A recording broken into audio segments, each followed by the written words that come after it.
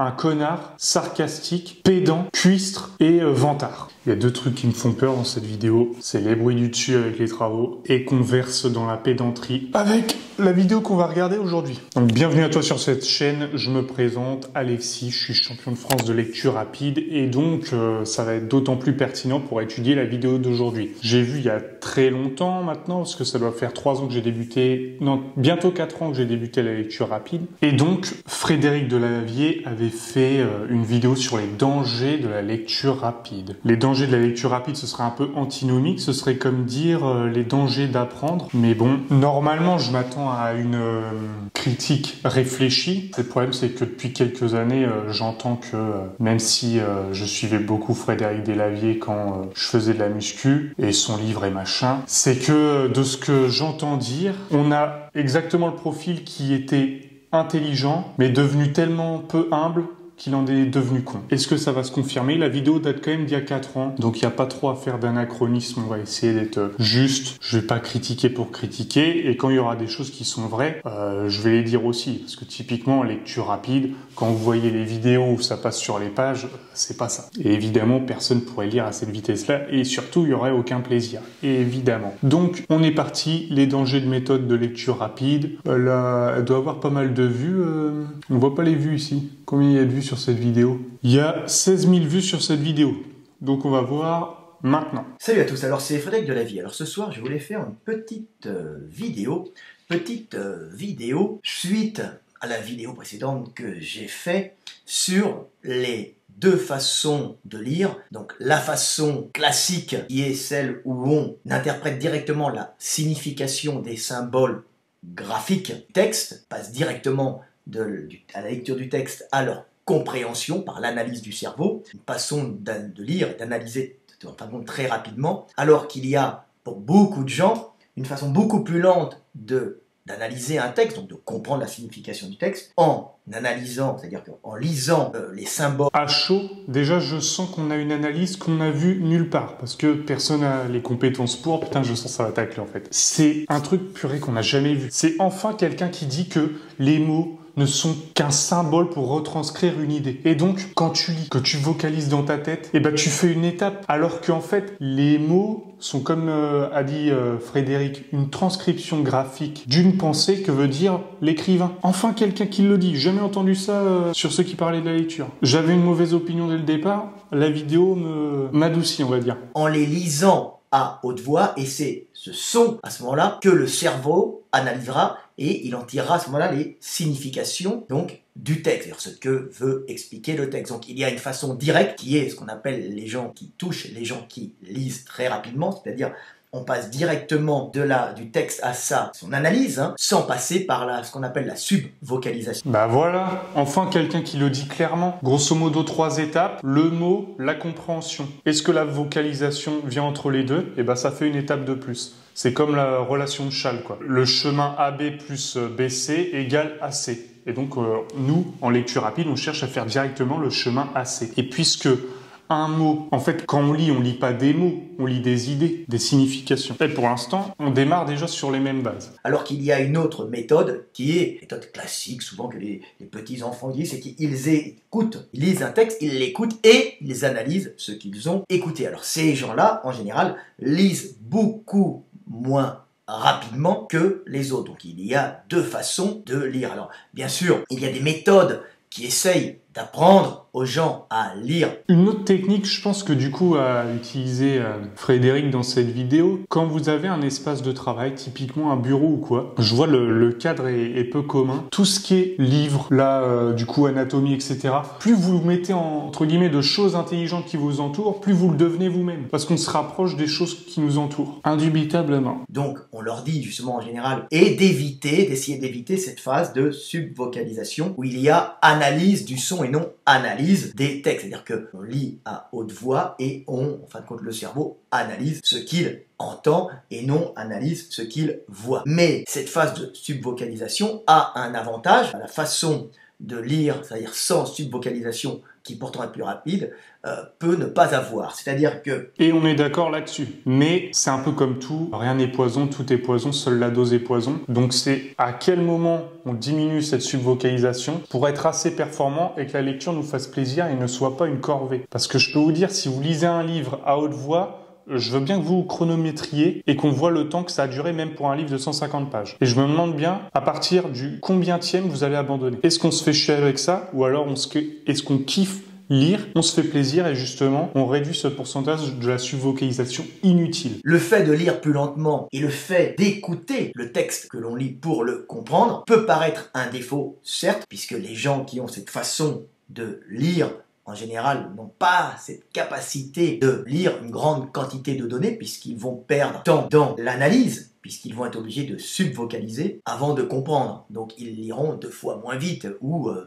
20% moins vite. Après, bien sûr, ça se travaille. Mais il faut savoir que s'il y a des méthodes qui essayent de vous apprendre à lire plus vite, ces méthodes vont avoir des inconvénients, car en lisant par la méthode rapide, c'est-à-dire en évitant cette phase de subvocalisation, alors entre guillemets, il faut savoir que quand les connexions synaptiques correspondant à l'apprentissage que vous aurez fait de la façon de comprendre un texte, alors il peut être par analyse du son que vous lirez ou analyse directe des significations des textes, quand c'est fait très jeune et quand cette façon d'analyser le texte est faite pendant des années, ça va être très très dur d'éliminer la technique avec laquelle vous aurez appris à lire.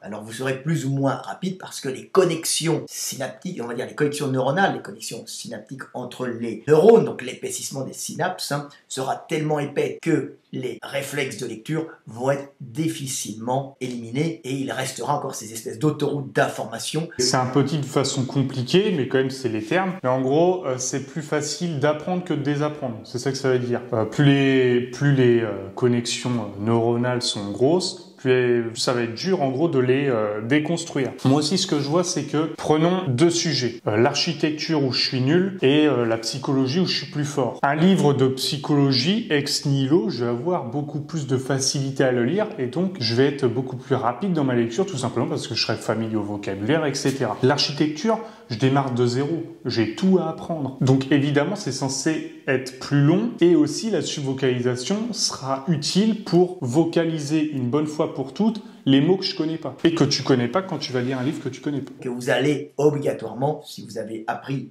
à lire en sonore, en subvocalisation, vous passerez difficilement à une technique de lecture directe, d'analyse directe du texte. Vous analyserez, vous continuerez à analyser les sons. C'est valide et pas valide à la fois. Typiquement, quand vous voyez le panneau stop, il y a le rouge, il y a tout ce fait de reconnaître le symbole, et en fait, vous lisez pas stop dans votre tête. Ça part direct. Il y a déjà l'idée. Je sais pas si on est tous obligés de passer par la subvocalisation pour lire. Imaginons, je sais pas à quelle heure tu regardes cette vidéo, mais aujourd'hui, tu as déjà traîné sur Internet, tu as déjà vu des articles, tu as déjà vu du texte, tu as déjà cherché, t'as pas vocalisé toutes les pages que tu as vues sur Google. Donc c'est possible à faire aussi pour les livres. Très très dur, surtout si ça a été pratiqué très longtemps. Les synapses seront beaucoup plus épais et ça sera beaucoup plus difficile d'analyser l'information. L'avantage de lire vite, l'avantage de passer l'analyse directe du texte sans passer par la subvocalisation fait que vous lisez beaucoup plus vite. Mais l'avantage énorme de la subvocalisation est de pouvoir écrire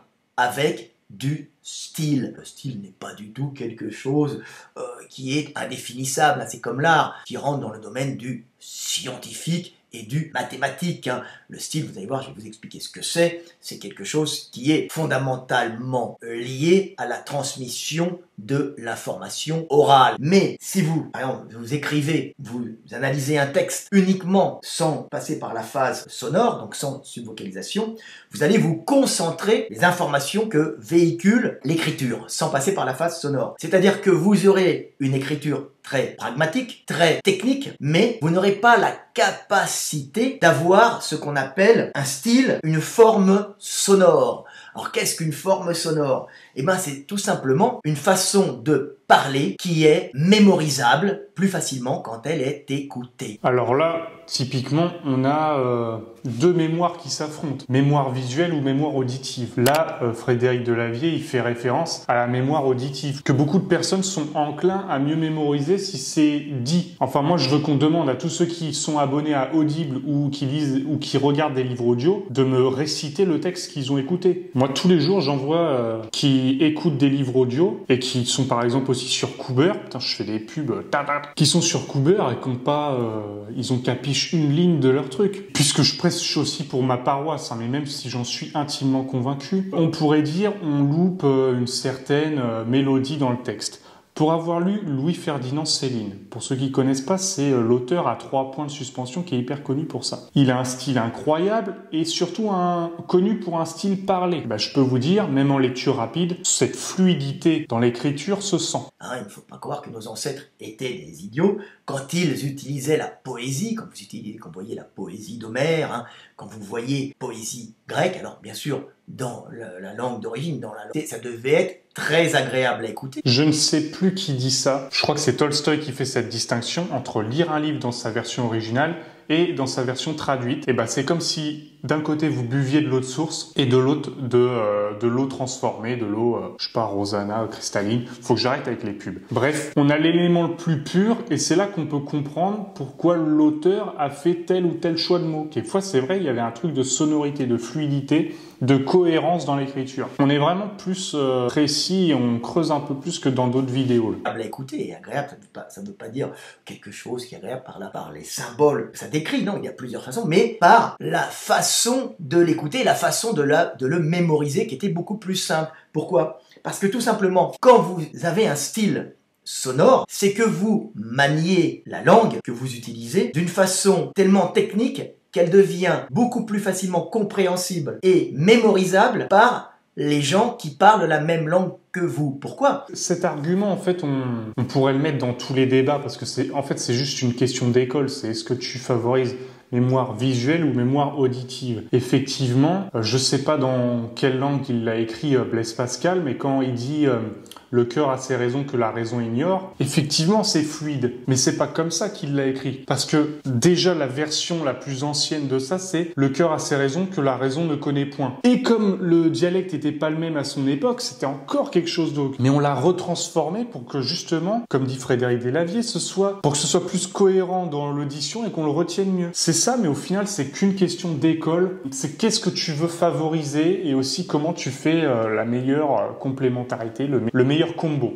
Parce que c'est tout simple. Quand on parle, on ne véhicule pas uniquement un concept, on véhicule des sons. Et ces sons ont intérêt à avoir une certaine fluidité, c'est-à-dire qu'ils doivent correspondre à la respiration, donc un va-et-vient, et les sons que vous allez produire doivent s'harmoniser avec la respiration. Donc il va déjà y avoir un choix des mots correspondant au rythme respiratoire. C'est intéressant ce qu'il dit là. Je ferai un parallèle à Hans Zimmer. Hans Zimmer, c'est celui un peu qui fait toutes les musiques de Disney. Et en fait, lui, à chaque fois qu'il construit une musique, il fait de la production de musique, il voit la production de cette musique comme une discussion. Donc, question, réponse, exclamation, etc. Là, on voit un autre pan que peut être cette construction, qui peut être inspiration, respiration. Il faut que tout soit donné dans une cohérence dans le vocal. Et c'est pas mal cette technique parce que je pense que c'est aussi utile pour, par exemple, écrire et voir quand le personnage inspire et expire. Et il peut y avoir une meilleure cohérence, et ça doit être pour ça d'ailleurs que Louis-Ferdinand Céline aussi a se forcer à redire à l'oral ce qu'il écrivait. Mais là-dessus, il y a aussi à avoir du rythme, de l'harmonie vocalique, c'est-à-dire qu'il y ait à peu près la même sonorité entre le premier mot et celui qui suit, par exemple, pour pouvoir tout simplement, quand on passe au premier mot, savoir que le second sera classé au niveau neuronal dans les mêmes zones du cerveau et sera beaucoup plus facile à aller chercher, donc beaucoup plus facilement mémorisable. Putain, mais là c'est cool parce qu'on creuse vraiment assez loin. Là, ce que dit Frédéric Delavier, c'est typiquement la différence qu'on peut analyser entre les langues. C'est-à-dire, je sais pas, IAM, le chemin synaptique dans le cortex de quelqu'un d'anglophone, passera beaucoup mieux que dans une autre langue, que chez un étranger, ou comme je suis, etc. Parce que en disant je, on imagine déjà que c'est un verbe qui va suivre, que c'est souvent le verbe être. Donc on imagine déjà, on anticipe déjà. Et donc on n'est pas surpris et on arrive à mieux engranger l'information. Et en fait, c'est typiquement le problème qu'on peut avoir dans les langues étrangères, c'est qu'on n'est pas habitué à mixer tel mot avec un autre, ou plutôt même on dira telle sonorité parce que les mots sont inconnus. Typiquement, pourquoi là, si tu vas tout de suite sur Internet, ça te serait difficile de prononcer une phrase en russe, en chinois, en arabe, en finlandais, etc. Ben parce que justement, ce chemin de cohérence dans les sons et les mots n'est pas fait chez toi et dans cette langue. C'est ainsi que quand on fait de la poésie, quand on parle avec rythme et avec rime, alors je prends tout le temps, c'est un peu vulgaire quand je dis « je t'encule », Ursule, et ben on s'aperçoit que je t'encule, encule c'est 1, 2, encule, Ursule 1, 2. Donc vous saurez que vous irez chercher le mot qui suit. Non mais l'exemple est beau, je sais même pas si j'aurais aimé faire ce parallèle. Il est très très beau cet exemple, j'adore. Encule, donc Ursule, dans les mots qui ont été classés au niveau de votre cortex, de vos petits neurones, dans des limites temporelles à 2 syllabes. Encule, Ursule. De plus, encule, Ursule ont la même sonorité finale, ce qui veut dire qu'il y a de fortes chances que par leur taille et par leur sonorité, ils soient facilement récupérables au niveau mémoriel, elles soient en partie stockées dans les mêmes neurones. Alors bien sûr, il n'y a pas un neurone pour Ursule, un neurone pour encule, il y a... En vrai, je suis un gros gamin, mais c'est exactement comme ça que moi j'adore apprendre les trucs. Mais c'est aussi une technique, si tu veux faire apprendre aux gens, c'est comme dit Idrissa Berkane, quelquefois, faire des blagues, c'est neuroergonomique. C'est-à-dire, tu commences à perdre les gens, tu fais une blague, bam, tu reprends. Bah là, c'est exactement ce qu'il a fait, et puis du coup, bah, je suis hyper friand, quoi. Oh, c'est vraiment un truc de gamin. Il y a des ensembles de neurones qui stocke une partie de l'information d'un mot et une partie de l'autre, et ça se chevauche. Mais le fait de parler avec rime et avec rythme permet de mieux mémoriser une information et de mieux se souvenir d'un texte, parce que le mot suivant sera à aller chercher dans une zone qui correspond en partie aux neurones utilisés pour stocker le mot précédent. Une petite pause. La lecture rapide, pour moi, ça s'applique difficilement à la poésie parce qu'il y a une dimension de mélodie et de musique qui entre en jeu. Mais là, ce que dit Frédéric, c'est en fait... on mémorise, mais depuis tout à l'heure, c'est comme si on parlait. Il n'y a aucune lecture là qui rentre en jeu. Tout ce qui est dit là, depuis tout à l'heure sur l'audition, etc., on voit ça dans un théâtre, quand on parle entre nous. On a changé de dimension, là, on parle plus de lecture. On est vraiment dans cette mémorisation interactive quand on parle, quand on veut faire du rythme, quand on fait de la mélodie avec la poésie. Donc on a changé de cadre et ce n'est plus tellement de la lecture. Donc c'est pour ça qu'on utilise la poésie, que la poésie est utilisée dans les sociétés primitives comme vecteur d'information, pas parce que c'est beau, parce qu'effectivement ça s'harmonise facilement avec la respiration. C'est intelligent. C'est vrai, je suis même pas sûr de l'avoir remarqué, mais ça se trouve avant que l'écriture soit née. Comme il fallait transmettre la connaissance à ses descendants, et ben c'est peut-être même pour ça que c'était la première forme d'art qui est née. La poésie a dû être formée justement pour la retenir par la sonorité et mieux la transmettre à ses descendants, vu qu'il n'y avait pas encore l'écriture. Mais après, il y a eu l'écriture. Donc on pouvait lire et mémoriser sans avoir besoin de sonorité particulière. Mais c'est intelligent, très intelligent. Mais c'est surtout que c'est au niveau du cortex, au niveau des neurones, l'information est beaucoup plus facilement récupérable, parce que le mot suivant le premier mot sera à récupérer neuronal dans des neurones qui seront relativement similaires et qui donc seront beaucoup plus faciles à aller chercher. C'est pour ça que se fait bien comprendre de la foule en parlant celui qui est capable de parler en rythme, en rime. Alors. Je crois qu'en fait, depuis tout à l'heure, ce que veut dire Frédéric, c'est que pour ressortir quelque chose que tu as lu aux autres, tu es obligé de l'avoir subvocalisé une fois. C'est peut-être possible. Bon, après là, on va faire de la branlette intellectuelle et tout ça, mais c'est possible que, par exemple, quand tu ressortes une citation d'un livre, tu es obligé de l'avoir vocalisée une fois. C'est possible. C'est pour ça peut-être que j'ai retenu des phrases comme entre le bourreau et le boucher, l'un des deux éclaircit l'uniforme, de Victor Hugo dans Notre-Dame de Paris, ou plus loin dans le texte, mon pied pourrait servir de vitre à votre lanterne. Ou même, vous voulez la bague au doigt, je vous mettrai le carcan au cou. C'est peut-être possible que pour retenir entièrement et parfaitement, il ait fallu vocaliser une fois cette citation. Mais ça... à un moment, ça tient de la croyance. Est-ce qu'on va se branler toutes les minutes devant un livre en mode enfin, je vocalise ça pour m'en souvenir? Non, parce qu'il y a une dimension aussi de l'émotion et du plaisir que tu as pris à le lire. Quand tu vas lire en lecture rapide, c'est possible que quand il y a une phrase qui t'étonne ou un passage, tu t'arrêtes brusquement et tu te dises « Wow, c'est incroyable ce que je viens de lire ». Typiquement, dans le Zarathustra, au moment du « Deviens qui tu es », qui est exceptionnel. Et c'est pour ça que quand vous entendez, par exemple, des musulmans qui vous disent « Non, vous ne pouvez pas avoir un aperçu de la beauté du Coran », en traduction, ils n'ont pas totalement tort puisque le Coran était, en fin de compte, fait pour être mémorisé, parce que tout le monde n'écrivait pas d'une façon orale, donc en sonore. Donc... Et voilà, en fait, c'est ça le problème, c'est que on juge sur des critères différents et dans des cadres différents. On juge de la lecture rapide, ça ne marche pas sur un livre qui a été écrit a priori pour que ce soit mémorisé de façon auditive, que sur les livres d'aujourd'hui qui n'ont plus besoin de cette audition et de cette mémorisation au niveau du son pour que ce soit transmis. Aujourd'hui, les livres, bon, voilà, sont plaqués sur papier, donc on pourra les retenir comme ça. Il n'y a plus besoin d'une mémorisation sainte du son pour le retransmettre. Donc en fait, on juge quelque chose sur des cadres différents. Donc c'est pas possible. Mais évidemment, je comprends ça. C'est pas pour ça que ça invalide la lecture rapide. C'est ça juste sur des cadres différents qui n'ont rien à voir. Les gens disaient à haute voix ou subvocalisaient pour mémoriser justement cette harmonie vocalique, ce rythme qui leur permettait d'intégrer l'information. C'est pour ça que poésie, rime, rythme sont des choses extrêmement importantes quand l'information doit être traduite. Typiquement, c'est comme si je vous disais on peut pas lire Despacito en lecture rapide. Bah oui, parce que ça n'a pas été fait pour ça. Mais après, je comprends, hein, c'est intelligent ce qui est dit, mais c'est pas pour ça que ça invalide. Nous sommes toujours sensibles à la poésie, au rythme, à la rime, qui sont en fin de compte des choses qui vous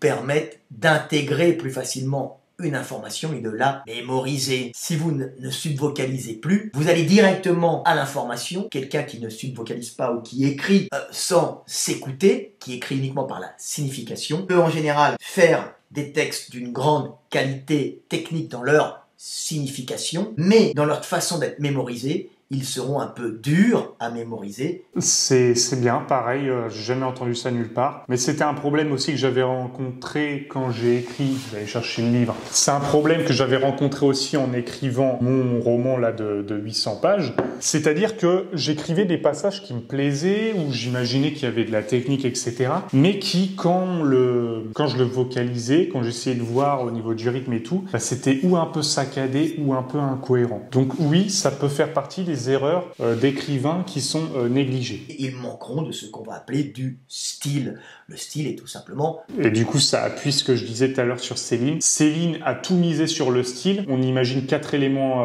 alchimiques, comme dit JP Despotes, je sais plus son prénom. Le feu, c'est le message du livre. La terre, c'est le contexte du livre. L'air, c'est la fiction du livre. Et l'eau, c'est le style du livre. Et bah typiquement, Louis-Ferdinand Céline a misé sur l'eau, a un style incroyable parce qu'il a misé sur se parler dans son écriture et d'où l'audition, la musicalité que appuie Frédéric dans sa vidéo. Correspond à la façon dont l'information, le langage, est sonorisé pour pouvoir le mémoriser. Mais ça n'empêche qu'on peut lire Louis-Ferdinand Céline en lecture rapide. Je l'ai fait et ça n'empêche pas de sentir qu'il y a un style incroyable, qu'il y a un flow dans la lecture, dans l'écriture qui est exceptionnel et qu'on n'avait jamais vu nulle part. Voilà pourquoi il fait partie des 3 romans d'exception du XXe siècle, avec L'étranger et Le Petit Prince. Mais bien sûr, un article technique, un article scientifique n'a pas forcément besoin de rythme et de rime, puisqu'on va directement expliquer des choses techniques qui ne sont pas faites pour être lues à haute voix, mémorisées techniquement, mais on doit en mémoriser uniquement le sens. Hein. En fait, on en revient au même truc.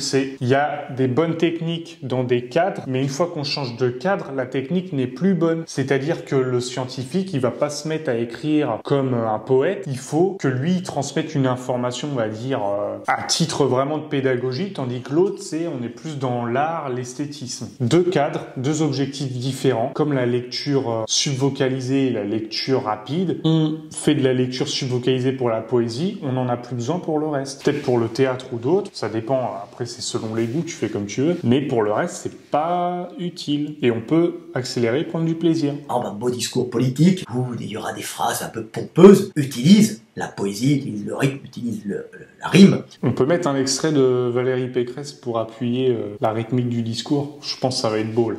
Vous m'avez manqué! C'est THE moment pour le maire.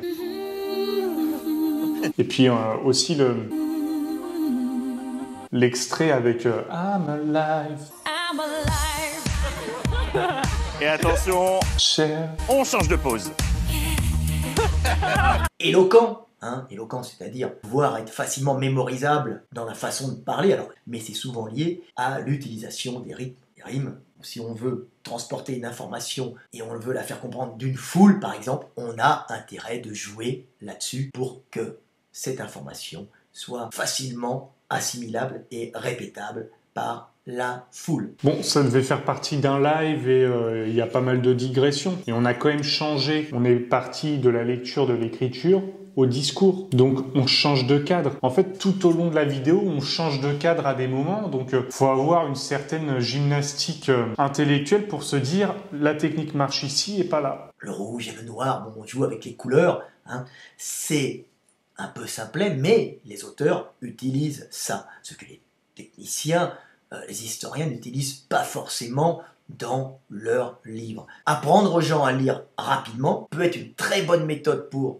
intégrer beaucoup d'informations et faire des érudits, mais risque d'assécher un peu le style et de rendre ces hommes moins performants dans la façon de retranscrire cette information à une plus grande quantité d'individus. Donc c'est pour ça que certaines personnes auront un style difficile, car justement, ils auront un style basé uniquement sur ce qu'ils veulent exprimer, sans essayer de jouer sur la façon de le mémoriser. Un petit parallèle, c'est assez contradictoire, hein, parce que les scientifiques écrivent en se foutant du son, juste par pure pédagogie, ils veulent faire apprendre quelque chose, et justement c'est sur ce genre de texte qu'il faut subvocaliser les mots qu'on connaît pas et les tournures de phrases qui nous sont pas familières. Donc c'est bizarre, il y a des textes qui vont être construits de façon technique, qu'il faudra lire quelquefois en subvocalisation, mais qui n'ont pas été faits justement pour être vocalisés.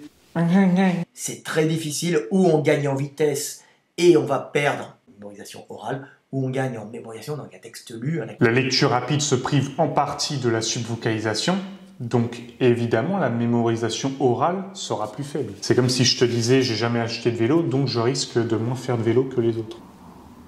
Dans ce cas-là, on sera quelqu'un qui écoutera ce qu'il lit, qui apprendra à écrire avec du style, parce que le style est lié à la sonorité, mais aussi aux images véhiculées, hein, et permettre aux gens d'aller chercher les informations, hein, dans des zones similaires. Je m'étonne moins pourquoi cette vidéo n'a pas tant de vues que ça, c'est qu'en fait elle s'adresse pas à des novices, il faut certains prérequis je pense pour comprendre cette vidéo, et donc ça m'étonnerait pas que Frédéric ait déjà appliqué la lecture rapide, parce que c'est pas comme ça qu'on commence une vidéo de vulgarisation, mais pourtant c'est très intelligent, il y a des concepts très bons qui sont dits. Faites attention sur les méthodes rapides, vous risquez de perdre votre qualité dans la retransmission du message, par le fait que vous ne pourrez plus jouer avec le rythme, avec la sonorité, avec la respiration et avec la rime. Voilà. L'information est en général stockée dans des hommes qui stockent cette information avec le rythme, avec la rime. Hein. En général, c'est des informations notariales, des informations généalogiques, des informations de propriété, des informations historiques sur le peuple, sur le groupe. Hein. Donc l'histoire, la propriété, les lois sont stockées dans ce qu'on appelle des griots qui stockent l'information en rythme et en rime, mais aussi sur de la musique, donc sur des ondulations vibratoires, hein, sur en intensité et en fréquence, qui permettent à ce moment-là, grâce au rythme, hein, tout ça, puisque les informations sont stockées, hein, dans des endroits similaires, hein, longueur de syllabes et même sonorité affinable, de permettre de transmettre une information en la stockant facilement. Voilà, petite vidéo pour vous expliquer que ne pas subvocaliser pour lire plus vite c'est bien, mais ça a aussi des inconvénients. Ce qu'on gagne d'un côté, on le perd de l'autre, et ce n'est pas uniquement de l'art, hein, où il est difficile de mettre une signification, une compréhension, ce n'est pas quelque chose d'inaccessible, c'est quelque chose de très, très, très logique. Allez, petite vidéo, je suis un peu fatigué ce soir, mais il fallait la face. À bientôt. Review de cette vidéo, je m'attendais à un connard cynique, sarcastique, tous les mots en hic. J'ai trouvé cette vidéo intelligente, pas méprisante et nuancée, mesurée. Pas comme tous ces connards de journaux qui vont te dire que la lecture rapide est bidon de A à Z, ce qui est totalement faux. Et notamment quand je vois des articles de journaux en train de dire ouais, ils enlèvent la subvocalisation et ils se rappellent de rien. Moi, je rappellerai juste que tous les jours, il y a des milliers de gens qui parlent de trucs qui ne comprennent rien. Tous les jours, j'entends des gens parler de ce qu'ils ne connaissent pas et qui n'y connaissent rien dedans. Ils sont même pas capables de se comprendre eux-mêmes. Cette vidéo était intelligente, mesurée, nuancée, approfondie, analytique. Tandis que je m'attendais à un connard sarcastique, pédant, cuistre et vantard. Et ben en fait, on n'a rien eu de ça. C'était ma foi plutôt diplomatique, pas comme en... J'ai aimé ce visionnage, un peu lent, mais parce que c'est pas son style de vidéo, j'imagine. En tout cas, c'était très bien et je suis agréablement surpris. Et maintenant, si tu veux aller voir ma vidéo sur comment je réagis à l'arnaque des prix littéraires, c'est ici. Et si tu veux te renseigner sur la lecture rapide, je t'ai mis un e-book gratuit en description. À tout de suite.